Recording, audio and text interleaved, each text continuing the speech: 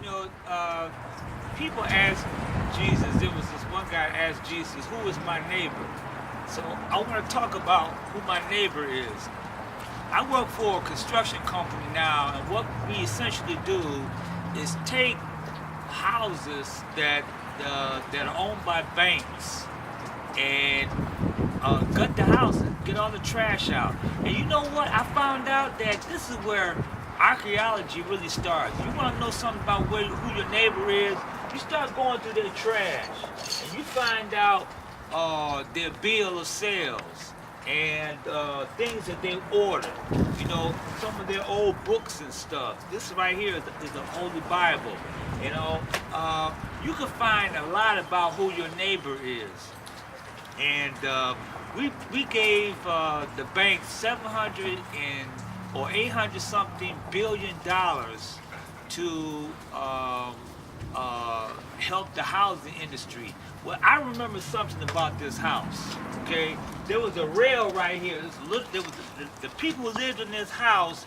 There was a married couple. One was a trucker who worked for the manufacturing industry. The other one was a banker. They had a little child. They had a rail right here so the child wouldn't fall off the porch, right? Now, what happened to his job? Those manufacturing jobs left the city of Detroit. We're in the city of Detroit. And so what you have as a result, you have people just abandoning their property. Okay? His wife worked for Manufacturers Bank. Okay, where is she now? I don't know. But the bank's got $837 billion. I don't know who owns this house. I don't know who owns this property. But you can find out a lot about people, about their property. They leave more than just their memories behind. They leave trash behind. You know, you're gonna need a flashlight to go inside, but you can find out. Hey,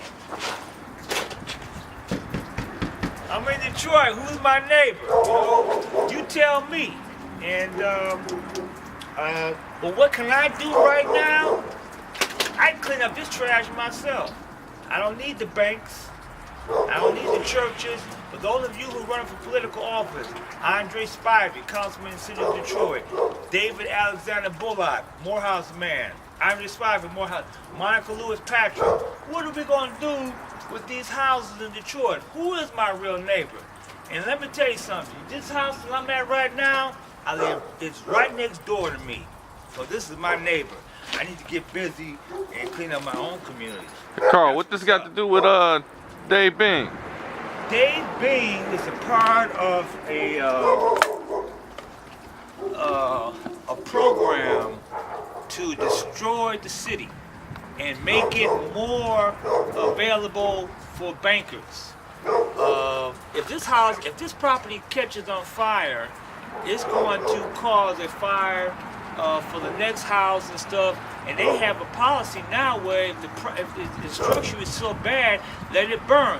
This structure can be rebuilt by prisoners coming out, nonviolent criminals coming out of the prison system.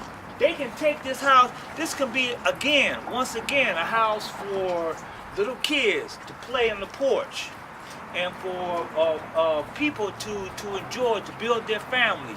We can do that. Prisoners coming out, churches can buy this house. Right? There's no reason why. There's a church on every corner. There's no reason why a church can't buy this house, put a family in there, and the rent goes to the church. So what? You know, so there's a lot we can do in the city to deal with the housing crisis. But in the city of Detroit, you know, we got more houses than anything else. So we can lead the way in providing some leadership on housing and homelessness and returning prisoners, people living in and paying taxes. That's how we make our money. So anyway, the last question is, Langston Hughes asks, what happens to a dream deferred? What happens to a dream that's delayed? Does it dry up? What happens to a dream deferred? Does it dry up like a raisin in the sun, or does it fester like a sore and then run? Does it stink like rotten meat or sugar over like a syrupy sweet? Maybe it just sags like a heavy load, or does it explode?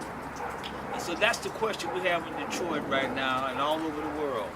You know, we cannot let our neighborhoods and just be exploded. That we have to stand up and fight for decency and human rights. And by the way, this is the house right next door to me. So now you know where I live. This is the house right next door to me. Isn't it a damn shame?